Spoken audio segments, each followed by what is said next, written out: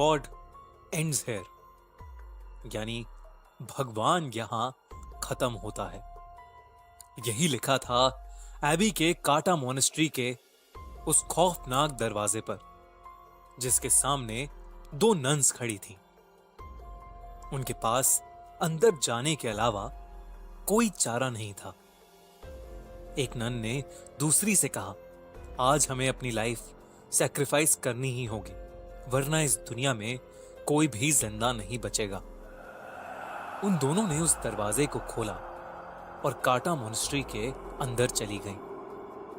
वहां उनका इंतजार एक भयानक दिखने वाली नन कर रही थी, जिसका नाम वैलिक था। वैलिक ने एक नन पर हमला करके उसे वहीं मार डाला। मरते मरते उस नन ने दूसरी नन को एक चाबी दी और कहा कि उसे ही ये करना होगा। दूसरी नन ने वो चाबी ली और किसी चीज की तरफ भागी, लेकिन इससे पहले कि वो कुछ कर पाती, वैलिक उस पर भी हमला करने लगी। लेकिन वो वहां से भाग गई और इससे पहले कि वैलिक उस तक पहुंचती, उसने फांसी लगाकर खुद को मार डाला।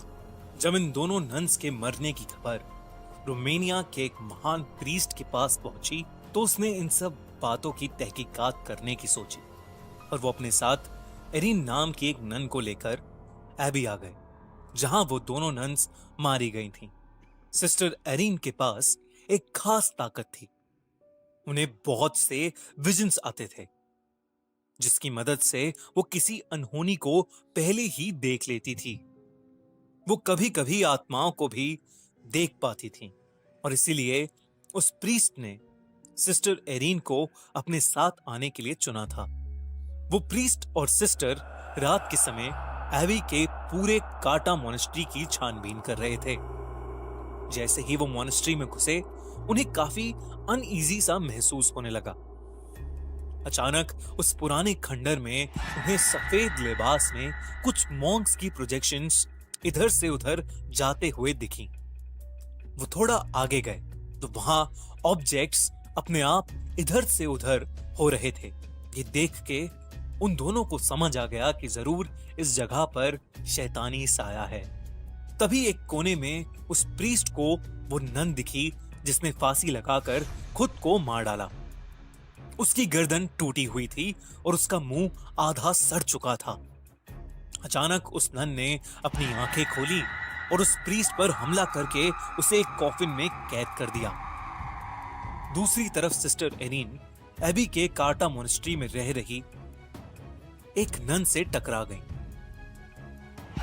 उससे बात करने पर मालूम हुआ कि बहुत समय पहले वहां पर एक एग्जॉर्सिज्म किया गया था, जिसके दौरान हमारी दुनिया में एक पोर्टल खुल गया था। उसी पोर्टल की मदद से कुछ शैतानी आत्माएं हमारी दुनिया में आने लगी थीं। वैलिक नाम की एक शैतानी आत्मा भी उसी पोर्टल के जरिए इस दुनिया में आई थी। कहते हैं कि वैलिक बहुत ज्यादा खतरनाक है और जो कोई भी भगवान की पूजा करता है, वो उस इंसान को जिंदा नहीं छोड़ेगी। सिस्टर एरिन ने उस नन से पूछा कि वो किस तरह वैलिक को हरा सकते हैं। ऐसे में उस दूसरी नन ने कहा कि उसे सिर्फ जीसस क्राइस्ट के खून से मारा जा सकता है। उनका खून एक एंटीक रेलिक में बंद है और उस रेलिक को सिर्फ एक चाबी से खोला जा सकता है। उस नन ने बहुत डरते हुए सिस्टर एरिन को वो चाबी दे दी।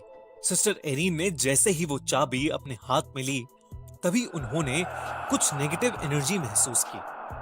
उन्हें घुटन होने लगी और उनकी आंखों के सामने एक कॉफिन का विजन आया।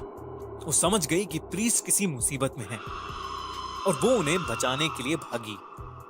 वो अपने विजन की हेल्प से उस कॉफिन तक पहुंच गई। उस कॉफिन के अंदर बहुत से सांप थे जो प्रीस्ट को अंदर से खींच रहे थे, लेकिन एरिन ने प्रीस्ट को किसी तरह बाहर निकाल ही दिया। जैसे ही प्रीस्ट बाहर निकले, सिस्टर एरिन ने देखा कि उन सारे सांपों के बीच वैलिक लेटी हुई थी, जो कि प्रीस्ट को बाहर नहीं जाने दे रही थी। इससे पहले कि वो कुछ समझ पाते, वेलिक अचानक से गायब हो गई। सिस्टर एरीन ने प्रीस्ट को वो चाबी दी और उन्हें बताया कि वेलिक को कैसे खत्म किया जा सकता है। प्रीस्ट ने पूछा कि उसे ये सब कैसे पता लगा। सिस्टर एरीन ने कहा कि एबी की काटा मोनेस्ट्री में रहने वाली एक नन ने उसे ये सब बताया। इस पर प्रीस्ट ने कहा कि काटा मोनेस्ट्री में तो कोई भी नहीं रहता, वो तो पूरी तरह से उजड़ा हुआ है। सिस्टर एरीन ये सुनकर बहुत चौंक गई। इसका मतलब ये चाबी उन्हें जिसने दी थी वो भी एक आत्मा ही थी जो वेलिक को हराने के लिए उनकी मदद कर रही थी। प्रीस्ट ने उस चाबी की मदद से कुछ मंत्र पढ़े जिससे उन्हें पता लग गया कि वो एंटीक रेलिक कहां पर है जिसमें जीसस क्राइस्ट का खून था। प्रीस्ट ने सिस्टर एरीन से कहा, आज हमें अपनी बलि देनी ही होगी, वरना इस दुनिया में कोई भी जिंदा नहीं बचेगा। वेलिक उनका वहीं इंतजार कर रही थी। जैसे ही वो अंदर घुसे, वेलिक ने प्रीस्ट को पकड़ लिया।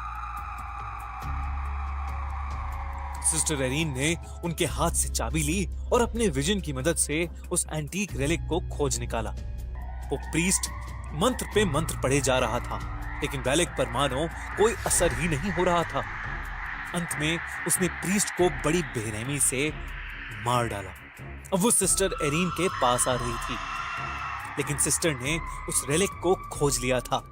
वेलिक ने सिस्टर को उनकी गर्दन से उठा लिया, लेकिन सिस्टर ने जल्दी से जीसस का खून वेलिक के ऊपर फेंक दिया। देखते ही देखते वेलिक बुरी तरह से जलने लगी। वो जोर जोर से चिल्लाने लगी और वहां से गायब हो गई। सिस्टर एरीन जमीन पर गिर पड़ी, लेकिन वो वेलिक को मारने में कामयाब रही।